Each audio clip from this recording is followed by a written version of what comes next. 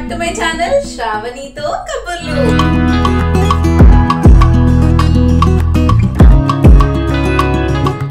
నా వీడియో గనుక మీరు ఫస్ట్ టైం చూస్తున్నట్టయితే వీడియో మొత్తం చూడండి, నచ్చితే లైక్ చేయండి అండ్ సబ్స్క్రైబ్ చేయండి తప్పకుండా. ఎస్, థంబ్నెయిల్ చూస్తుంటే మీకు ఈ పాటికి అర్థమైపోయి ఉండాలి వీడియో ఏంటి అన్నది.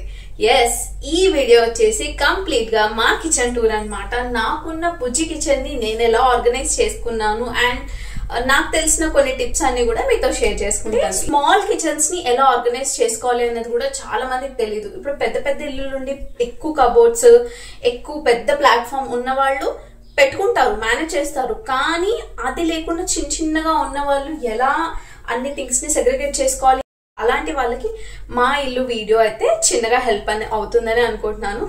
సో వీడియో మొత్తం చూడండి, స్కిప్ చేయకుండా. ఎందుకు లెట్స్ స్టార్ట్ ఆ వీడియో స్టార్ట్ చేసే ముందు ఒకసారి మా కిచెన్ ని మొత్తం చూసేయండి.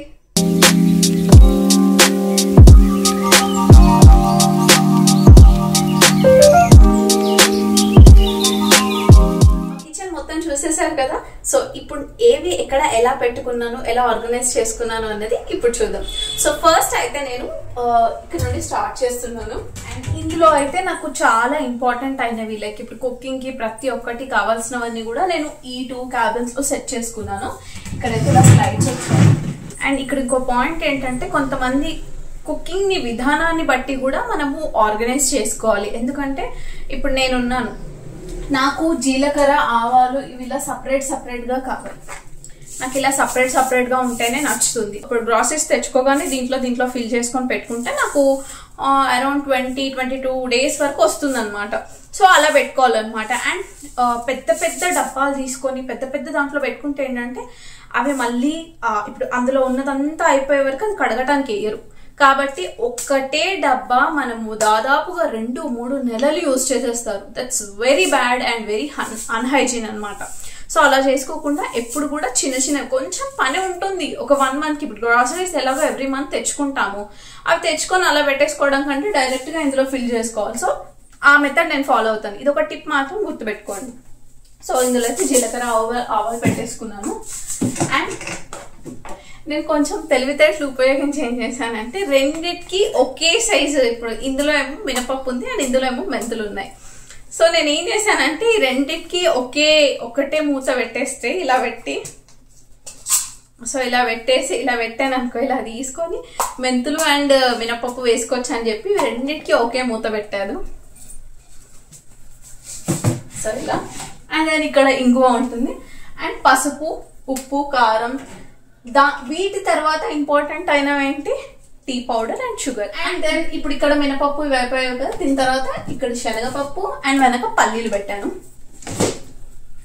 అండ్ ఇక్కడ 3 డబ్బాలు పెట్టాను సేమ్ సైజ్. కొబ్బరి పొడి, ధనియా పౌడర్ అండ్ జీలకర్ర మెంతుల పొడి, ఇట్లా 3 పెట్టుకున్నాను. వాటి పక్కన ఎండుమిర్చి పెట్టుకున్నాను. ఎస్, ఇక్కడైతే షుగర్ అండ్ టీ పౌడర్ పెట్టుకున్నాను. అండ్ వీటి పక్కన ఇక్కడ దీంట్లో ఏమో అన్ని మసాలా, నేను సాజీరా, లవంగాలు, యాలకులు ఇలా పెట్టుకున్నాను. అండ్ నేను ఇందులో చింతపండు. అండ్ ఇందులో ఏంటంటే మసాలాస్, ఎక్స్ట్రాస్, ఇవి మా హస్బెండ్ యూజ్ చేస్తాడు. ఇది ఎక్కువ food colour, Maggi masala, soda ఇలాంటివన్నీ కూడా చిన్న ప్యాకెట్స్ ఉంటాయి కదా, అవి ఏమైనా ఓపెన్ చేసినవి ఉంటే ఇందులో పెట్టుకుంటాను. ఇంకా పైన సైడ్ అయితే మిక్సీ జార్స్ పెట్టుకున్నాను. సాల్ట్, ఒక దాంట్లో గీ అండ్ ఇంకో దాంట్లో ఆయిల్, సోంపు డబ్బా అలా పెట్టుకున్నాను. అండ్ దెన్ నెక్స్ట్ ఈ కబోర్డ్స్ చూద్దాం. ఫస్ట్ ఇది ఇక్కడ ఫస్ట్ సెల్ఫ్లో అయితే నేను అన్ని glasses, plastic glasses, cups and glass items, mugs ఇవన్నీ ఉంటాయన్నమాట. దాని పక్కనే నాకు కొంచెం స్పేస్ ఉందని చిన్న కుక్కర్ అక్కడ పెట్టేశాను. హయాన్వి బిస్కెట్స్ అవి తింటుంది మార్నింగ్ ఈవినింగ్. ఆ టైంలో ఏంటంటే ఒక ప్యాక్ మొత్తం ఓపెన్ చేసి ఆ సగం అలా ఇలా పారేయకుండా ఇలాంటి డబ్బాలో అవి తీసి పెడతాను అనమాట.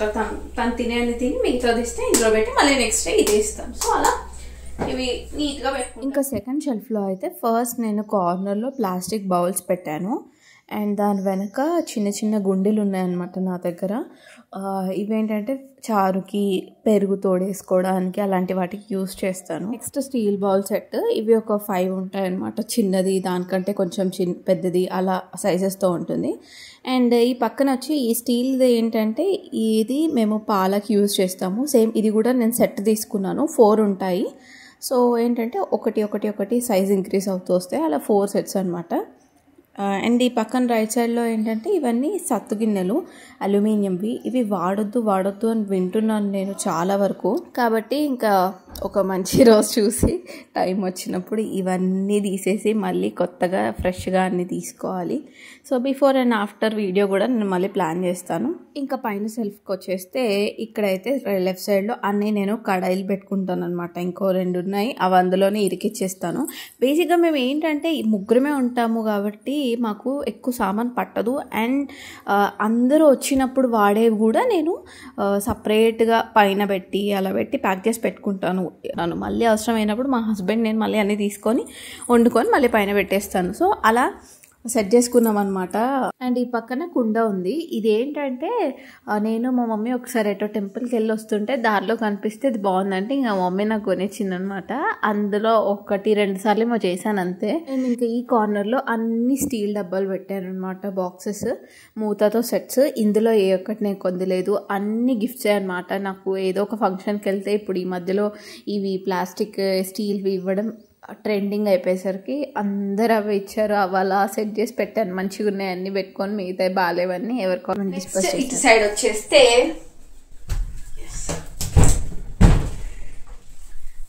ఇందులో ఏంటంటే ఫస్ట్ ఇక్కడ నుంచి చూస్తే ఇది నేను మా మమ్మీకి ఎవరో గిఫ్ట్ చేస్తే వాళ్ళ దగ్గర నుండి, మమ్మీ దగ్గర నుండి తెచ్చేసుకున్నాను. సో ఇదేంటంటే పచ్చళ్ళు పెట్టుకునేది అనమాట. ఈ పచ్చళ్ళు పెట్టుకోవడానికి అని చెప్పి తెచ్చాను. ప్రస్తుతానికి అన్ని పచ్చళ్ళు నిండుకున్నాయి. మామిడికాయ పచ్చడి పెట్టాను ఇందులో. ఈ స్టీల్ డబ్బాల్లో ఏంటంటే ఒక దాంట్లో రవ్వ, ఒక దాంట్లో కందిపప్పు, ఒక దాంట్లో పెసరపప్పు, ఒక దాంట్లో శనగపిండి, ఇలా ఏ పిండ్లు ఇక్కడ నాకు కావాల్సినవి బేసిక్ ఇక్కడ పెట్టుకున్నాను. అండ్ దెన్ ఇక్కడికి వస్తే ఇందులో మినపప్పు, ఇందులో బాంబినో ప్యాకెట్స్ పెడతాను. ఇందులో ఇడ్లీ రవ్వ అండ్ కొన్ని బాస్మతి రైస్ ప్యాకెట్ ఉంటే అందులో పెట్టాను. ఇందులో పిండి, మైదా పిండి, బియ్యం పిండి, ఇట్లా కొంచెం క్వాంటిటీ తెచ్చుకుంటాం మేము అవసరాన్ని బట్టి. కాబట్టి ఇందులో పెట్టి పెట్టాను. ఇవి చూడగానే బాగుండే అనమాట, క్యూట్గా ఉన్నాయి కదా అని చెప్పి ఇంకా చిన్నవి తెచ్చుకున్నాను. బెల్లం ఉండలు, హార్లిక్స్, ఆ వెనక డబ్బాలో ఇంకా కొన్ని మాకు కావాల్సినవి అవన్నీ వేసి పెట్టుకుంటాము. ఇక్కడ మిక్సీ అండ్ టిష్యూస్, అది ఎక్స్ట్రా ఉండిపోయింది. జ్యూసర్, అసలు మేము జ్యూసెస్ అసలు మా డిక్షనరీలోనే ఉండదు. నాకు అస్సలు నచ్చదు జ్యూసెస్. మా పాప కూడా అలానే తయారైంది అండ్ మా హస్బెండ్కి కూడా పట్టవు. కాబట్టి అది అసలు తీసుకొని, ఆ మిక్సీ తీసుకొని 3 years అవుతుంది.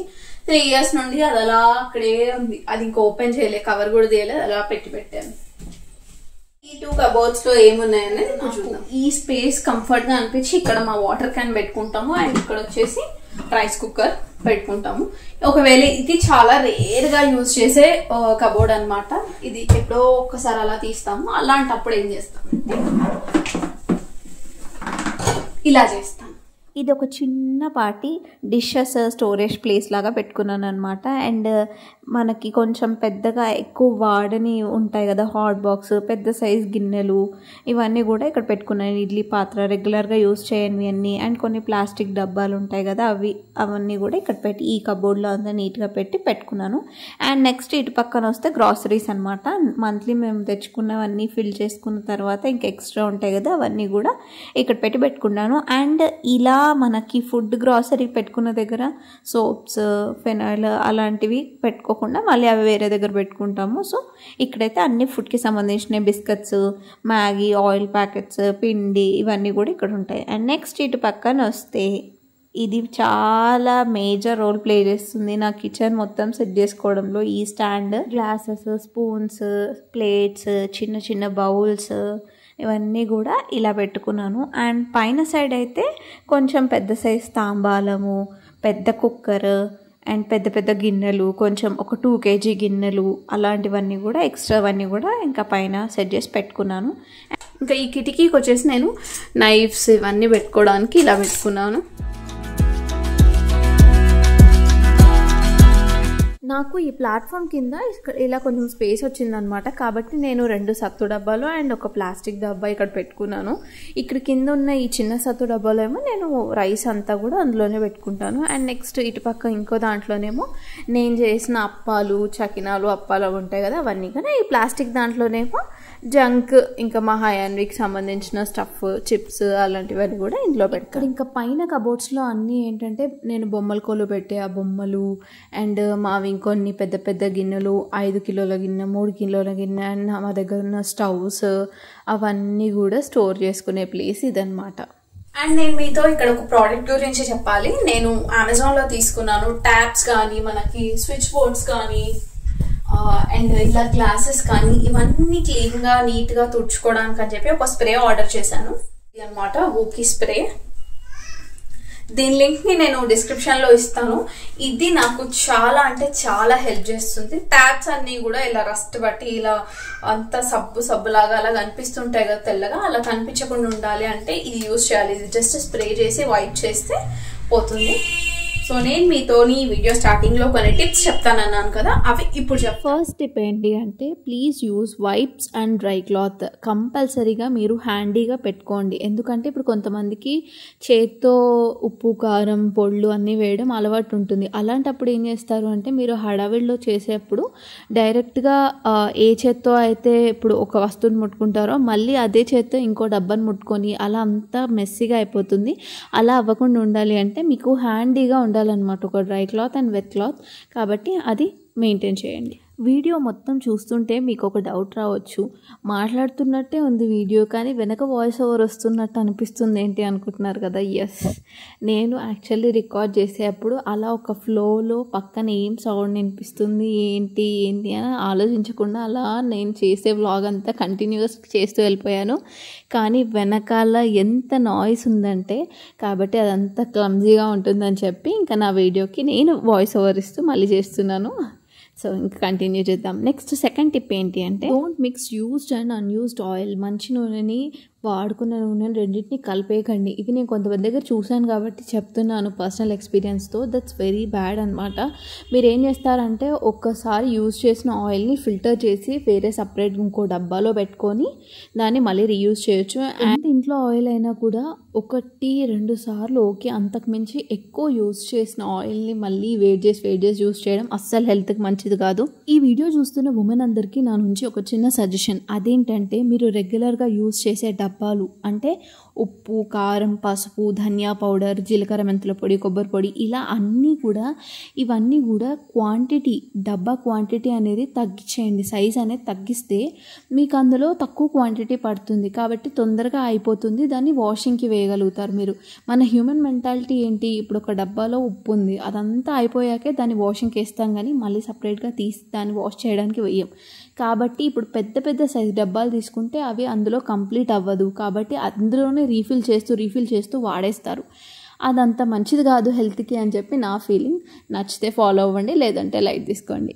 అండ్ లాస్ట్ అండ్ ఫైనల్గా నేను చెప్పాలనుకుంటుంది ఏంటి అంటే మీకు ఎంత పనున్నా ఏమున్నా కూడా మోస్ట్లీ 90% వరకు మీరు కిచెన్ అంతా కూడా ప్లాట్ఫామ్ కానీ, గోడలు కానీ, ఎవ్రీథింగ్ అంతా సింక్ కానీ ఇదంతా కూడా నైట్ టైం క్లీన్ చేసుకోవడానికి ట్రై చేయండి. ఎందుకంటే మనకి బొద్దింకలు ఇవన్నీ రావడానికి మెయిన్ రీజన్ నైట్ అలా ఉండిపోయింది అనుకోండి. మార్నింగ్ చేసిన వంటకు సంబంధించినవి కానీ ఏదైనా ప్లాట్ఫామ్ పైన ఉన్న నూనె చమరు, లేదంటే నైట్ టైం ఇంట్లో డస్ట్బిన్ పెట్టుకోవడం ఇలాంటివి చేస్తే బొద్దింకలు రావడానికి అదే మేజర్ రీజన్ అనమాట. కాబట్టి స్టవ్ దగ్గర కానీ అంతా వాల్స్ కూడా నీట్గా క్లీన్ చేసుకొని పెట్టుకున్నారనుకోండి ఇంకా బొద్దింకల గోల అవన్నీ అస్సలే ఉండదు. Yes, that's all for today's vlog. I hope మీకు నచ్చిందని అనుకుంటున్నాను. ఇంతసేపు నా వీడియో చూసినందుకు థ్యాంక్ యూ సో మచ్.